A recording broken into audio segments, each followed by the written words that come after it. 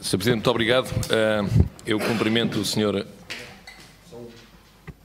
o Sr. General Rubisco Duarte e devo dizer-lhe que nos parece ser um dever da classe política estar ao lado das instituições do Estado, nomeadamente das militares, e particularmente nos momentos mais difíceis. Há aqui uma dimensão de respeito institucional e de cooperação institucional de que nós nunca abdicaremos. Dito isto, não abdicaremos também do nosso dever de aferir as responsabilidades políticas deste incidente, colocando questões e procurando obter as respostas mais cabais e mais completas, por mais incómodas que elas sejam. Assim sendo, eu vou começar talvez pelo fim, cronologicamente falando, mais concretamente pela sua demissão. O furto, Sr. General, com a gravidade que assumiu, ocorre em junho de 2017. Pouco tempo depois, alguns atores da estrutura militar assumem falhas e omissões.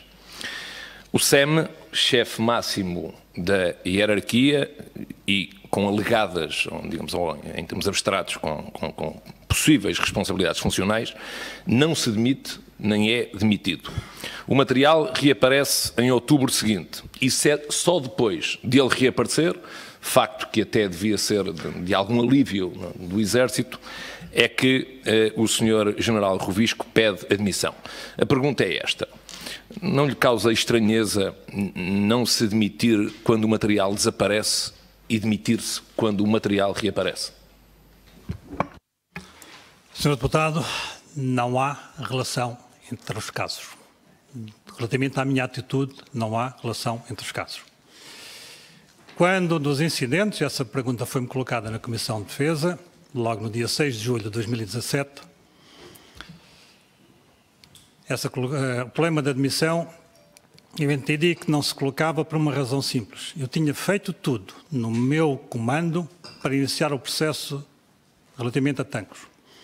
Ou seja, eu fundamento que todas as iniciativas foram tomadas por mim, começaram relativamente a Tancos, foram para mim. Antes, não tinha havido iniciativas concretas, como eu há pouco disse.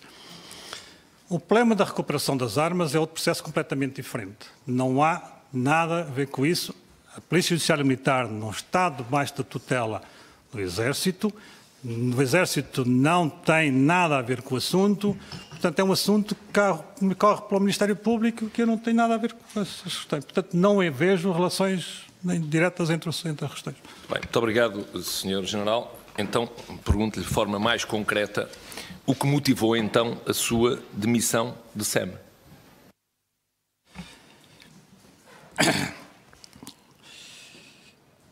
Eu entrei num processo de modernidade do Exército e tenho em minha alocução que posso entregar quando entrei no Exército. E iria dizer que iria ser muito assertivo. Planeamento, rigor, supervisão. E foi este processo. Dois assuntos que me preocuparam durante todo este tempo foi das Forças Nacionais Destacadas, particularmente a projeção para a República Centro-Africana e outro para o Afeganistão. E outro assunto que eu tinha vindo a trabalhar com o Estado-Maior do Exército de forma muito delicada, muito rigorosa e com forma também muito fundamentada, tinha sido a Lei de Programação Militar. Portanto, eu entendia que o meu reinado, entre aspas, o meu comando à frente do Exército, iria ser marcado fortemente, e eu apostei fortemente na execução da Lei de Programação Militar, na execução propriamente dita de 2016, 2017, 2018 e no processo de revisão da LPM. Eu entendia que o processo de revisão da LPM devia terminar com algo que fosse satisfatório para o Exército. Os seus deputados sabem que o meu parecer foi parcialmente negativo nas várias circunstâncias, quer no Conselho de Chefes, quer no Conselho Superior Militar, quer no Conselho Superior de Defesa Nacional. Porque entendia que o cronograma financeiro não era o mais adequado. Portanto, a minha demissão surge há 6 meses de eu me ir embora, resultado fundamentalmente de um trabalho de equipa que se tinha quebrado. Não vou esconder isto. Eu encontrei na parte do Sr. Ministro da Defesa, o Professor Dr. Azeredo Lopes, uma receptividade para os projetos, que que eu referi vários deles. Fomos trabalhando sistematicamente, eu encontrei no conforto da tutela perante estes processos significativos da Lei de Programação Militar, da manutenção militar, etc. E com a demissão do Sr. Ministro da Defesa, a equipa, o trabalho da equipa e o conforto que eu tinha tido quebrou-se. Havia nitidamente uma... Eu entendia que nessa fase, nesse momento em que a LPM não estava como eu pensava e tinha dado parecer negativo, eu entendia que não seria mais útil para o Exército a perder essa fase. Com um novo Ministro e uma LPM que não tinha se revisto nesse projeto, eu não estava satisfeito. Portanto, e foi fruto, como eu disse, de circunstâncias políticas que mexe tudo isto.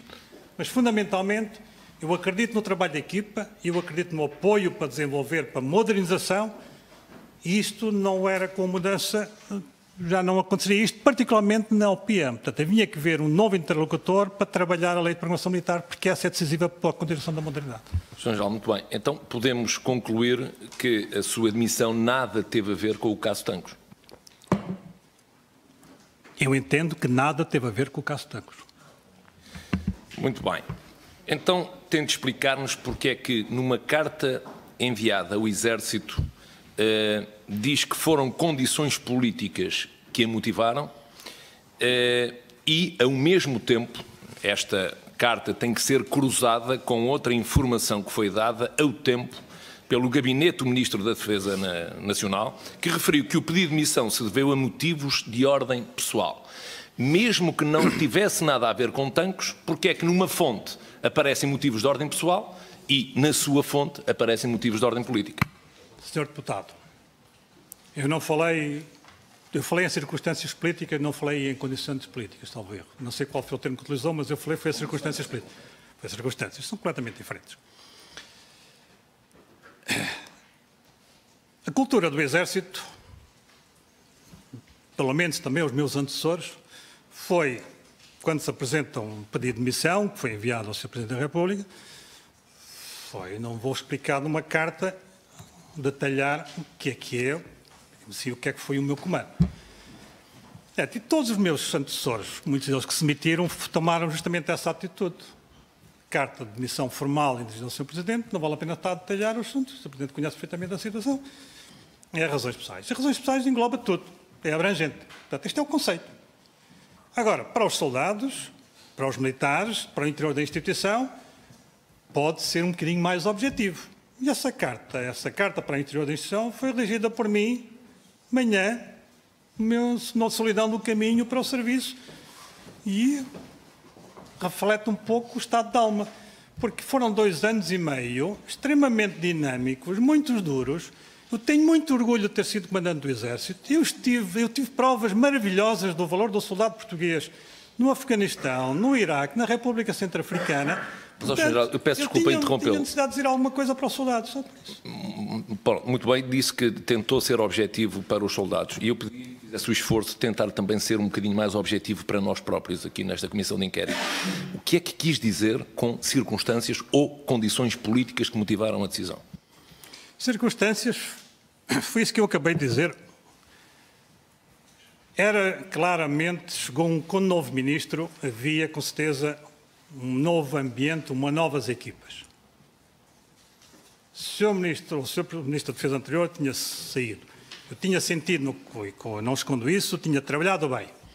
E também devo dizer, porque não também com solidariedade com o Sr. Ministro da Defesa anterior? Sim, também um pouco de solidariedade, foi tudo junto. Foi o trabalho da equipa, foi o facto da Lei de Programação Militar não estar conforme o meu gosto, aquilo que eu queria que fosse, em termos da modernidade do Exército, e foi assim do Sr. Ministro. A partir do momento em que as equipas se desfazem, não faz sentido, por meia dúzia de meses de terminar o comando, continuar o serviço. Eu entendi que havia que dar a palavra aos outros e o lugar a outros. Portanto, é muito objetivo. Não há mais nada que senão isto. Parece-me muito claro.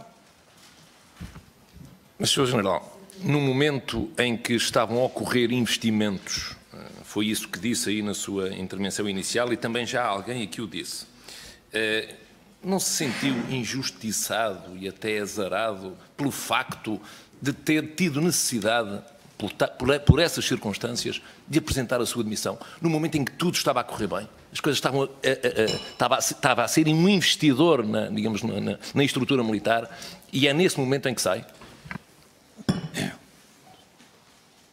Poderá pensar que é assim e não esconde também talvez seja. Talvez houvesse essa realidade, não, somos humanos. Mas eu tinha apostado fortemente na revisão da Lei de Programação Militar. Eu tinha preparado essa revisão da Lei de Programação Militar com o meu pessoal do Estado-Maior com 1 ano de antecedência. Tínhamos levantado os objetivos de forças, tínhamos levantado as capacidades, tínhamos feito cronogramas financeiros, tínhamos trabalhado, e o TEL tinha aceitado as minhas propostas relativamente àquilo que foi a opção NSP da NATO Support Procurement Agency. Tínhamos trabalhado, tínhamos obtido bons resultados, e a partir do momento em que as circunstâncias, volto a dizer, em que se mudam as equipas, em que a Lei de Programação Militar tinha que voltar e ia entrar num processo de revisão, num processo de discussão na Assembleia, já não fazia sentido. Eu já não estava bem comigo próprio. Portanto, há aqui vários fatores. Quem me conhece muito bem sabe bem que eu sou resiliente, procuro ir até o fim e gosto de ir até o fim, não gosto de desistir. É verdade. Mas as circunstâncias, é preciso perceber que aquilo que eu era mais útil para a instituição militar, para o Exército, já fora nessa fase, do que dentro. E percebo perfeitamente, eu também entrei numa circunstância em que o meu antecessor entendeu sair. E, logicamente, eu percebo as razões dele e tudo aquilo que esteve à volta do seu pedido de missão. É preciso, mas esta Lei de Promoção Militar, eu bato muito nisto, porque se queremos modernidade no Exército e se queremos capacidades militares, temos que apostar na Lei de Promoção Militar e depois nas infraestruturas através da LIM.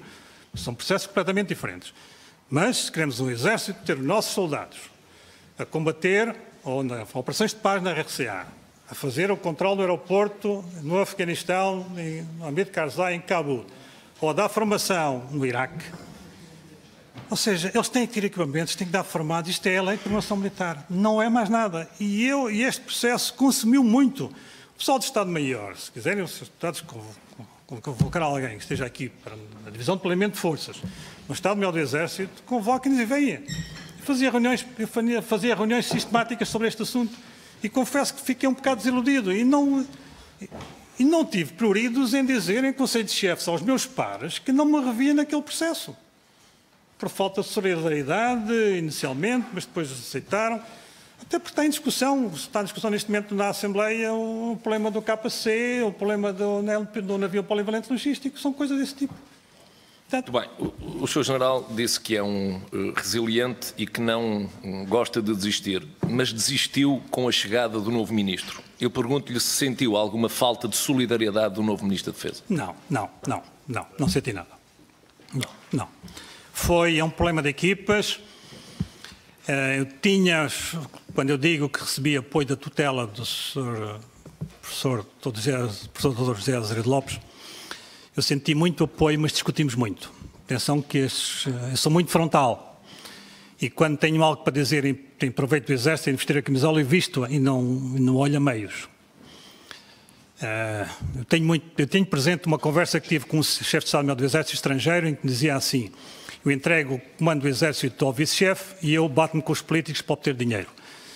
Não era bem isto, mas era um pouco a mesma linha. Portanto, eu com o Sr. Ministro fomos muito frontais em determinados momentos na extinção da manutenção militar, por exemplo, na opção, na retirada do Kosovo. Tive o cuidado de lhes dizer objetivamente qual era a minha posição sobre o assunto, mas a partir do momento que a decisão política foi tomada, vamos fazê-la e vamos fazê-la bem. E foi feita bem, como eu disse, sem custos ambientais, que pouparam-se os milhões. Sou deputado. Estava-se na iminência de se pagar uns milhões para a entrega do campo no Kosovo. Eu sei perfeitamente que eu falei com a polícia kosovar e fui lá de propósito. E que organizei a equipa nesse Natal antes de fazer a retração. E o Sr. Ministro aceitou a minha proposta de fazer a retração na primavera e não a fazer no inverno. Portanto, este é um problema eu volto a dizer, de equipas. A equipa, eu não advogo aquela posição que os militares acusam para os políticos permanentemente de tudo. Não. Isto é de parte a parte. As equipas têm que funcionar, cada um posicionando-se no seu espaço. se calhar, o que aconteceu foi que 2 tenentes, agora volto aos tenentes gerais, se calhar não se volta, não, vou lá, 2 tenentes gerais não se posicionaram no seu espaço. Agora, o diálogo que foi criado foi um diálogo forte, muitas vezes, o Ministro depois poderá dizer alguma coisa se quiser sobre o assunto, mas houve uma determinada altura que eu pedi paz. Sr. General, já agora, o desconforto que sentia na altura, ou na parte final do mandato do ex-ministro Azeredo Lopes, não podia ter sido compensado com uma boa conversa com o atual ministro, no sentido de saber se ele aceitaria ou não as condições que o Sr. General gostaria de colocar e não colocou? A ver, não é bem desconforto com o Sr. Ministro. Eu, com o Sr. Ministro anterior, nós falámos sempre muito, foi frontal. A situação era unicamente da LPM, o resto fomos resolvendo sempre tudo. Portanto, ele sabe, esteve presente no Conselho Superior de Defesa Nacional, esteve presente nas reuniões. E o atual Ministro da Defesa não estava disposto a alterar a lógica da LPM relativamente ao anterior? Sr. Deputado, eu estava a 6 meses de sair.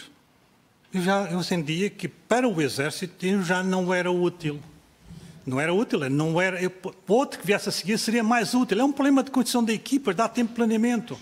Entrar num processo de revisão da lei de programação militar que eu considero extremamente relevante para o processo de modernidade. Portanto, é um problema de equipas, é um problema de confiança e eu já estaria ali na fase de, estou na parte final, é o momento... Sr. General, muito bem. Como sabe, o anterior Ministro da Defesa teve um papel ativo na demissão do anterior SEM, devido a um incidente do Colégio Militar. Ou seja, não era pessoa que ficasse indiferente aos factos, independentemente da sua gravidade. E nós podemos todos intuir que a gravidade do que se passou no Colégio Militar, sendo evidente, é porventura menos grave do que aquilo que se passou em Tancos. Se o anterior Ministro interferiu politicamente na demissão do anterior SEM relativamente ao caso do Colégio Militar, é ou não é natural e, digamos, próximo do senso comum concluir também que tivesse tido também uma interferência, uma intervenção muito direta relativamente a esta questão, naquilo que lhe diz respeito a si? Eu vejo exatamente isso ao contrário. Porquê? Se houve, eu não tenho bem a certeza relativamente, tenho muitas dúvidas sobre quais foram as verdadeiras demissões do meu antecessor. Ele lá saberá, eu não especulo. Eu gostava que me dissessem, tivessem dito objetivamente quais foram as principais razões.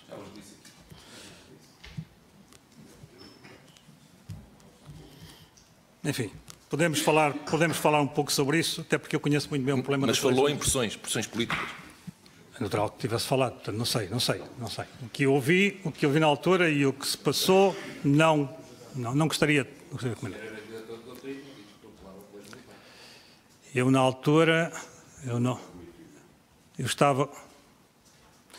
eu conheço muito bem o problema do Colégio Militar, Sr. Deputado. Aliás, eu fiz parte da Comissão Técnica de Avaliação. Ora bem, eu entendo que é ao contrário porque se o Ministro foi-me conhecendo e sabia perfeitamente o meu feitio, se é que o feitio conta para alguma coisa. Mas eu, como disse, sou frontal. Eu não acredito que o Sr. Ministro, sabendo que um chefe tem também esta personalidade, e tem havido um chefe que se acreditar que se opôs de pressões políticas, não acredito que houvesse agora uma intenção do Sr. Ministro para pôr que fosse o que fosse, pressão sobre outro chefe, segunda vez. Porque aquilo que aconteceria era não aceitar imediatamente o segundo chefe. Isto era extremamente arriscado. E eu, como não me agarrei ao lugar, não me agarrei a lugares nenhum. Eu tenho a noção que não sou imprescindível, não sou perfeitamente dispensável se assim for necessário. Eu sempre disse isto, não há insubstituíveis. Alguém dizia, os insubstituíveis estão todos no cemitério de Londres, como dizia um camarada meu nos bancos da Academia Militar. Portanto, o processo para mim não vejo dessa forma e não vejo qualquer tipo de pressão. Portanto, eu não iria também aceitar isso como era lógico. Portanto, eu vejo o assunto ao contrário. Portanto, temos que colocar as questões e talvez entendam que eu sou, se calhar, ingênuo, mas eu sou um homem, penso que sou um homem de princípios. Fui educado a não mentir. E as razões para o desempenho dos cargos têm que ser assumidas de forma muito intencional. As pessoas estão de boa fé. Agora, por aí a razão porque eu ver o assunto um pouco ao contrário. Senhor General, muito obrigado. Alguém já disse aqui nesta comissão que o Senhor General não tinha por hábito, ou que não estava a vê-lo, a tomar algum tipo de atitudes, nomeadamente a sua insólita e eu acho que pioneira decisão de exonerar os 5 comandantes das unidades que eram responsáveis por garantir a segurança dos paióis de Tancos. Também foi dito aqui por alguém, pessoa diferente, que nunca em 43 anos de serviço pensou que alguém pudesse fazer uma coisa dessas. E a pergunta que eu lhe faço é o que é que motivou essa sua decisão de demitir estes 5 comandantes das unidades? Sr. Deputado, eu já expliquei na Comissão de Defesa, no dia 6 de julho, o que aconteceu, mas vou falar outra vez sobre o assunto. Não estávamos lá. Nunca, sim, é verdade, sim, certo. Esta decisão, se foi inédita, também foi inédita o roubo de Tancos. Nunca tinha acontecido. E sobre demissões dos comandantes, eu vou começar pelo fim, porque tinha aqui previsto. Se fizermos uma análise das demissões de comandantes, eu creio que tenho aqui registado alguns que a Marinha, no último ano, demitiu cerca de 4 comandantes. Comandante da Zona Militar dos Açores, comandante do Corpo de Alunos da Escola Naval, comandante submarino, comandante de fragata, 4. Tudo com argumentos administrativos e com processos de averiguações. Se olharmos para o Exército, quando dizem que o assunto foi novo, se olharmos para o Exército e quem na Comissão, quem tem 40 anos de serviço ou mais no Exército, sabe que passaram-se casos nas unidades onde comandantes não se portaram bem. Há comandantes que se portam muito bem, mas há comandantes que não se portam bem. E houve comandantes que foram noutras unidades que foram exonerados e tiveram processos também. Portanto, ou seja, o assunto não tem sido mediático, porque nunca foi mediático como foi. Aliás, eu diria que ninguém foi escrutinado tanto como eu. Portanto, mas a admissão dos comandantes, eu não sei quanto tempo tenho para responder, porque eu não tenho tempo. Então, a exoneração dos comandantes, Sr. Deputados, deixem-me ser aqui um bocadinho mais objetivo e mais fundamentando melhor. Eu diria que houve 6 razões. Na altura, o processo foi, acima de tudo, para permitir o desenvolvimento do processo de averiguações, também poderei desenvolver. Primeiro, pela análise dos dados disponíveis. Eu recordo, nesse dia 1 de julho, sábado, eu estava em Queluz e estava reunido com o pessoal do gabinete. Portanto, eu, desde o furto, eu andava a recolher, tinha pessoal no terreno e estávamos a recolher dados.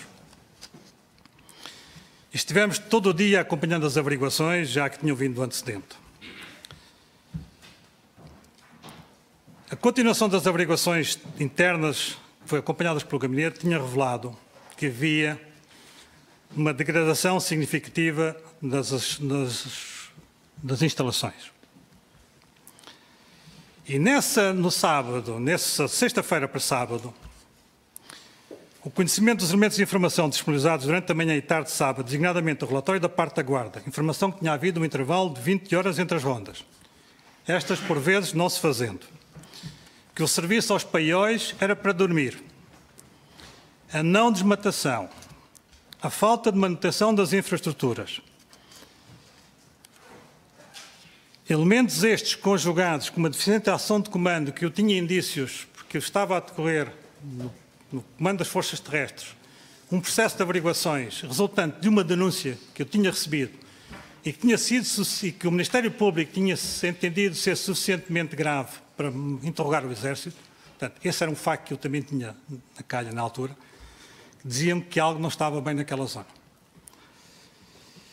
Portanto, a inexistência de um sistema de sensores e vigilância, a degradação da vedação exterior, a degradação das torres de vigia, a falta de comunicações por rede fixa, a falta de bolsa, caixa de primeiros socorros, a falta de limpeza, são, Sr. Deputados, problemas facilmente resolúveis pelos comandantes. Se os comandantes, se os senhores deputados olharem, tiverem imagem daquela área que foram lá, verificam desmatação. A desmatação por fazer. Estamos em junho, 30 de junho. Então, o regimento andava a fazer desmatação por todo o país e não fez desmatação local.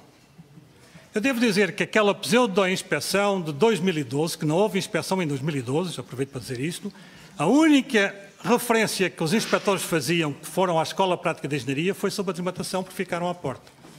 Portanto, já em 2012 havia problema de desmatação. Mas nós só continuamos a olhar. Imaginem olhar para aquele espaço dos paióis. Do lado esquerdo tem a Casa da Guarda e tem a área administrativa.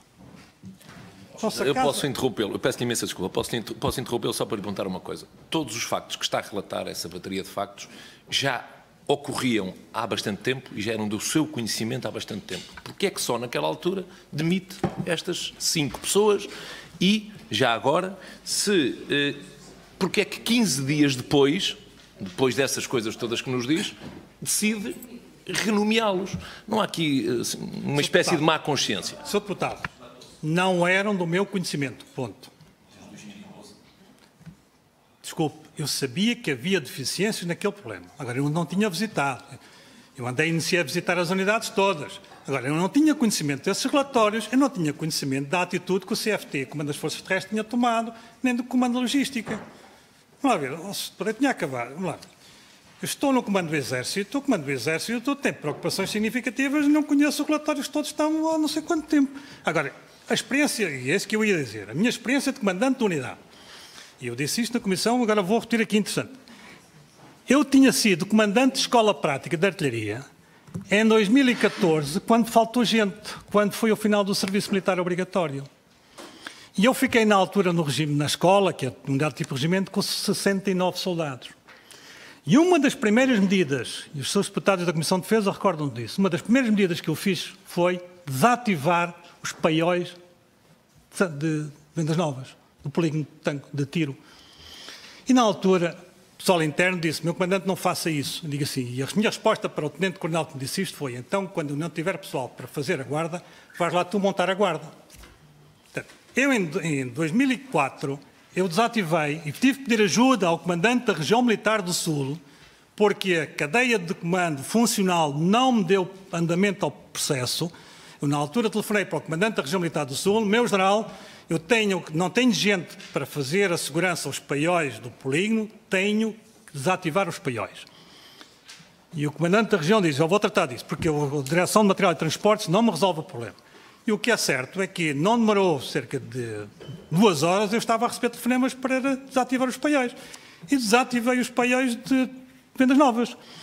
Da mesma forma, devo dizer, com o comandante, eu fui à noite verificar as condições de segurança. Estive às 3, não me recordo perfeitamente, como o comandante era assim. E recordo-me perfeitamente, mal estava a chegar aos paióis, já estavam a abrir as portas de violação de segurança. As condições de habitabilidade dos paióis na altura eram miseráveis. Por isso é que eu olho para Tancos e olho para aquelas condições que são resolúveis e digo como é que é possível e é preciso o chefe de Estado-Maior ou o Comando das Forças Terrestres obrigado a intervir. Então, se é preciso substituir uma lâmpada... Porquê é que os renomeou 15 dias depois? Isso é outro processo, mas quer haver relações ou não? Isso é outro processo. Isso é outro processo. Isso é outro processo. Decorreram averiguações, decorreram relatórios, decorreu tudo isso. Vamos falar nos relatórios, Sr. Deputado. Vamos falar nos processos da inspeção, vamos falar nos relatórios que foram feitos de averiguações. Acho que vamos falar de tudo isso. Porque não podemos nós podemos falar tudo, eu peço desculpa, podemos falar tudo, mas deixe-me recentrar as perguntas, porque senão dispersamos muito com aquilo que não interessa muito para nós. A pergunta concreta é, porquê é que readmite 5 operacionais que 15 dias antes tinha exonerado? Porque as condições, que eu me disse na altura no comunicado, tinham sido cumpridas. A principal razão que estava no comunicado, embora tendo outras subjacentes que eu estava a desenvolvê-las, foi para o apuramento de responsabilidades. Para não haver dúvidas sobre o apuramento de responsabilidades. Porque eu tenho certas dúvidas, às vezes, quando há apuramento de responsabilidades e se o comandante estiver no sítio, pode acontecer que haja travamento de processos. A minha experiência indica-me isso. Portanto, a partir do momento que eu tenho os relatórios e os despacho, eu tenho criadas as condições para voltar. E entendi que todo aquilo que eu me propunha fazer já tinha sido conseguido. Agora, não estava em causa as competências dos comandantes, estava em causa aquela ação. Se aquela ação, ou a inação do comando, se foi suficiente para processos disciplinares, não foi. E eu, na altura, falei com o assessor jurídico. Com base nos relatórios e com base no parecer jurídico, entendi, está nas condições, vamos serenar os ânimos, vamos acalmar, vamos voltar à situação, vamos renomear os comandantes. Portanto, é um problema de percepção, é um problema de comando em função dos resultados das averiguações. Agora, relacionar de forma seca, sem perceber o que aconteceu nesses 15 dias, é um processo leve. Bem. Senhor General, pelas suas competências, o Senhor General, como SEM, era o principal conselheiro do Ministro da Defesa. Eu pergunto-lhe se falou com o Ministro da Defesa relativamente a estas demissões que acabaria por decidir naquele dia. Dei-lhe conhecimento nessa tarde, após a entrevista que eu dei à SIC. Peço desculpa à SIC, na altura não tinha os dados. É preciso, nesta tarde, após a entrevista à SIC, nessa tarde eu iria à televisão e posso explicar tudo o que se passou. E nessa altura informei o Sr. Ministro, o Sr. Ministro vai acontecer isto assim, assim. E o resto da conversa não dei mais nada. Foi eu que o informei. O resto da conversa diz que não divulguei. Não, houve conversa e circunstância, mas foi eu que informei ao Sr. Ministro daquilo que ia fazer. E o Sr. Ministro não o tentou dissuadir para que essas coisas não acontecessem assim, ou foi até favorável a essa decisão? Não me recordo, deputado, já. O Sr. Ministro mostrou-se, disse, o comando é seu. A resposta é estranha. Não é resposta estranha. O comandante do Exército era eu, não era o Sr. Ministro, o Sr. Deputado. Bem, eu sei. O comandante era o Exército. Quando foi dos comandos, e é preciso perceber porque este processo de Tancos, nomeadamente com o problema do comando das Forças Terrestres, está associado ao problema dos comandos, eu sabia perfeitamente para onde ia e como ia. E aqui aconteceu, desde o momento do furto, eu senti uma desorientação total à minha volta. E havia necessidade, e esta foi a razão de fundo, eu tinha necessidade de ir perante aquilo que era a imagem de degradação que estava na altura criada e que propiciou, se calhar, incentivou o furto, esta imagem de degradação e de abandono era culpa dos comandantes. Não tenho dúvidas. Agora também digo uma coisa, atenção a isto. Quando eu falei, já que falámos que levantou-se o problema do político, mas eu devo falar que eu falei com o comandante das Forças Terrestres. E quando eu falei com o comandante das Forças Terrestres, eu disse-lhe, eu vou demitir 3 comandantes. Não eram 5, eram 3. Vou demitir o comandante, vou exonerar o comandante do Regimento de Engenharia 1, porque estava ao serviço. Vou exonerar o comandante da UAGM, da Unidade de Apoio Geral do Material do Exército, porque é a unidade que gera o recheio, do ponto de vista funcional. E vou exonerar o comandante da Unidade de Apoio, porque é coordenador. Porque neste processo, nós fomos tecnicamente a ver o que é que se passou tudo ali em concreto, houve falhas de coordenação. Portanto, aquela tarde, eu vindo na sequência daquela reunião do Conselho Informal, da reunião do Dia dos Comandos, no dia 29, eu fui amadurecendo a situação, fui verificando, fui recolhendo dados, confirmei objetivamente que a situação era local, o problema era local, e havia problemas ao nível central, mas esses iriam ser resolvidos a posteriori. Seria uma conversa minha com o CFT e com o Comandante da Logística. Eu decidi atuar daquela forma. A readmissão, ou todos os processos de averiguações foram feitos. Eu estava à espera, eu fiz o que eu pedi, confiem em mim para o processo, vamos ver o que é que os processos dizem. E os seus deputados, General, na vossa documentação... Tomou essa decisão sozinho ou com o apoio de alguém? Sim. Sozinho. Da exoneração. Sozinho. Totalmente. Sozinho, totalmente. Sozinho, porque... Sr. Deputado, deixem-me dizer uma coisa aos senhores deputados. Aquela reunião, dizem que eu mudei de atitude, aquela reunião do Conselho Superior do Exército, no dia 29, reunião informal depois da cerimónia dos comandos, aquelas propostas, isto é uma questão de fundo, para perceberem a minha mentalidade. Aquela proposta de iniciar o processo de averiguações e descansar-se ao sentarmos sobre o processo de averiguações, que o Regimento de Engenharia 1, era algo que eu não concordei na altura, não disse nada, mas disse, isto vai estar tudo no mesmo. Vai ser tudo no mesmo, porque esta era a posição dos comandos inicialmente. Por isso é que eu relaciono os casos. Eu tenho que dizer aqui algo que aconteceu, se permitirem depois, relativamente ao processo dos comandos. Porque quando eu saí, eu não iria contemporizar com a situação de esperar sentado, passo o termo, à espera de um processo de averiguações. Nem deixaria que se criasse o equívoco quanto à determinação de ir a fundo para esperar isso. Porque a posição que foi proposta, fundamentalmente pelo canal de comando, CFT, era processo de averiguações a decorrer no Regimento de Engenharia 1 e esperamos tranquilamente. E depois logo se vê. Nada disto. Essa posição era uma posição de conforto. Porquê? Porque só envolvia o Regimento de Engenharia número 1 e a seguir deixava de fora a cadeia de comando do CFT, porque não beliscava, deixava de fora o comando da logística, deixava de fora os outros comandantes. E o problema era o global, como os senhores deputados sabem. Se forem ler e leram os relatórios de posse de comando, como eu os li todos, encontram situações que não estão bem, não estavam bem na zona. Leia, por favor, relatórios de posse de comando. Alguns nem estão despachados. Alguns apontam variações. Peço-lhe desculpa. Conhecia bem o Tenente-General Faria de Menezes? Desde 76 da Academia Militar. Confiava nele? Não. Se lhe disser, embora o Sr. General... Não, e posso fundamentar? Mas fundamente, por favor, a seguir na resposta. Se eu lhe disser, e apesar de o Sr. General ter dito aqui que não quer comentar declarações que aqui foram prestadas por outras pessoas inquiridas anteriormente, mas se eu lhe disser que alguém já aqui disse que o Sr. General admitiu e confessou por telefone que ia exonerar os comandantes porque tinha pressões políticas, pressões superiores, foi assim a expressão, nesse sentido. Sr. Deputado, eu tive muitos telefonemas de cima para baixo, de laterais para aí fora.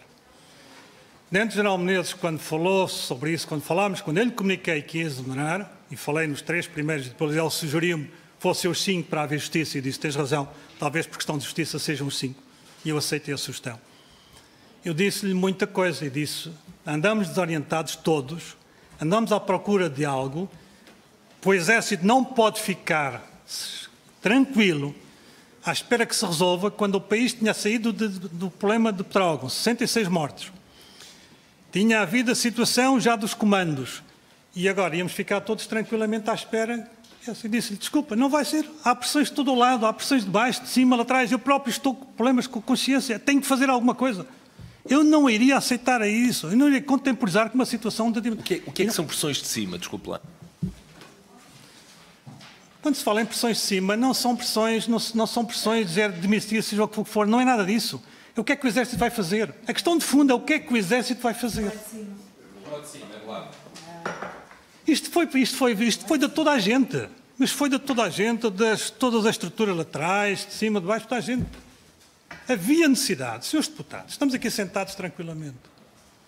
Mas perante uma situação destas, em que cai acima do Exército um problema, e que eu percebo que o problema é global, eu tenho 2 hipóteses. Ou mantenho tranquilo, ou então tenho que abanar a instituição. E eu quis abanar a instituição, peço desculpa. Quis abanar nunca mais a instituição, se queria a doutrina não, nunca mais a instituição, os comandantes, estarão sentados tranquilamente dizendo que não há gente e não fazem rondas. Dizendo que não dinheiro e não fazem aquilo. Se foi assim, se queria abanar a instituição, porque é que teve necessidade de ir à televisão anunciar que ia demitir estes 5 comandantes? Tinha que provocar o choque. Em quem? A opinião pública, as pessoas, os portugueses, estavam a olhar para o Exército, o que é que o Exército vai fazer? Havia estupefação geral. O Exército é uma instituição credível e havia que dar uma resposta. Eu, quando fui primeiro à SIC e disse que não demitia, porque essa foi a questão de fundo, recebi imensas mensagens de apoio. Mas essas mensagens, para mim, foram alfinetadas, porque assim, nem espere, nem pense o que vem a seguir. Porque eu não vou aceitar estar quietinho. Para estar quietinho e esperar que outros façam um serviço, eu não estava cá como comandante do Exército. Eu quis ir ao Afeganistão ver como estava o pessoal. Fiz questão de ir à República Centro-Africana resolver questões que o CFT não as resolveu. Eu não estava comandante do Exército para ter posições cómodas. Portanto, tinha necessidade de abanar a instituição de uma forma, digamos, talvez violenta. Talvez. Sr. General, vou dar um salto para o reaparecimento, o alegado reaparecimento do material furtado. Falou sobre essa questão com o Ministro da Defesa de então? O reaparecimento material? Não. Se falei, foi, vamos lá ver se falei. Se falei. Nós falámos com todos, não teve a ver com... Quando soube, falámos. Antes não faço a mínima ideia. Eu fui apanhado de surpresa, como fomos todos. Em que sentido? O que é que combinaram do ponto de vista da mensagem política? Porque a estrutura militar também tem mensagens políticas. O que falaram sobre a mensagem política? Portanto, vai perdoar, mas eu não percebo a pergunta. Porque eu tive o cuidado, desde os comandos... Nós temos um relacionamento muito próprio, instituição militar, Exército, com a Polícia Judiciária Militar. Eles têm o serviço deles, nós temos o nosso. Não são miscíveis. Nós entramos na área disciplinar, eles entram na área criminal. E não há contactos. Há colaboração total. O que é que querem ouvir, querem receber, querem fazer? Colaboração total. Quanto a ter conversas sobre modalidades de ação, sobre práticas, outra coisa qualquer, nada, nem de longe, nem de perto. Agora, quando surge o material, eu fiquei surpreendido. Falei com o Sr. Ministro, falei com várias pessoas e disse, olha, está aqui. A reação foi de surpresa, foi agradável. Como é lógico, pensando, agora depois o que vem a seguir, isso é outra questão, outra história. Agora, não no sentido de... Foi uns comentários como aconteceu normal, comentários como qualquer pessoa, dentro como aconteceu com um camarada de outra arma, de serviço, ou de outro ramo. Perfeitamente é um comentário perfeitamente inócuo sobre, no fundo, comentário sobre o caso, com os dados que se conhecem na altura. Nessa não percebo a mensagem. Nessa conversa não falaram sobre nenhuma estratégia no sentido de pacificar a opinião pública? Não. Sr. Deputado, eu volto a dizer isto muito objetivamente. A minha preocupação, e fui acusado em determinada altura por meus pares de ser pouco diplomático, a minha estratégia no Exército era criar sinergias, era concretamente muito técnica. Eu centrei-me na parte técnica do Exército em termos de modernidade. E isto tudo me consumia bastante. Eu devo dizer, e isto incomodou mesmo, e incomodava muita gente. Portanto, a parte política, como às vezes me diziam que eu devia ser mais política às vezes, dizia não, porque eu estou preocupado em resolver os problemas do Exército. Eu tinha um controle, eu tenho uma matriz de controle das decisões todos os anos. E esta matriz de controle das decisões, todas as decisões que eu tomava, havia alguém que a registava e eu pedia messas. Estas são as de 2016. Ou seja, no final do ano, eu passava ao longo do ano, ia vendo o que é que se tinha feito e não se tinha feito, e eu controlava todos os OCADs, ou órgãos centrais da Administração e Direção, a perguntar o que é que fizeram, o que é que não fizeram. Todos eram ouvidos, todos sabiam. Portanto, eu fui. A minha preocupação era uma preocupação de modernidade do Exército, acima de tudo de eficiência. E, logicamente, com forças estavam em aprontamento posterior, as minhas preocupações do âmbito político eram praticamente nulas, Sr. Deputado. Muito bem. Portanto, alguma vez falou com o ex-chefe de gabinete do ex-ministro da Defesa sobre esta questão de tanques? Não me sobre objetivamente sobre a questão de tanques. Talvez não falei com todos com conversas de circunstância quando nos encontramos numa cerimónia. Agora, telefonemas diretos ou algo, não me recordo. Não houve, não via. Porque nesse assunto de tanques, esse assunto de tanques era um assunto de exoneração dos comandantes, era um assunto meu. Para resolução, um assunto meu e do Sr. Ministro. Porque tínhamos que resolver os problemas de tanques. O resto, as conversas laterais, Sr. Deputado, não me resolve, não me ajudam a resolver o problema, portanto, não interessa. Sr. General, quero terminar dizendo-lhe que, depois, digamos, dessas fugas que teve em relatar conversas que teve com o Sr. Ministro, eu quero dizer que, para militar, tem sido e foi hoje aqui um excelente político. Sr. Deputado, muito obrigado, mas penso que não tenho essas qualidades de político.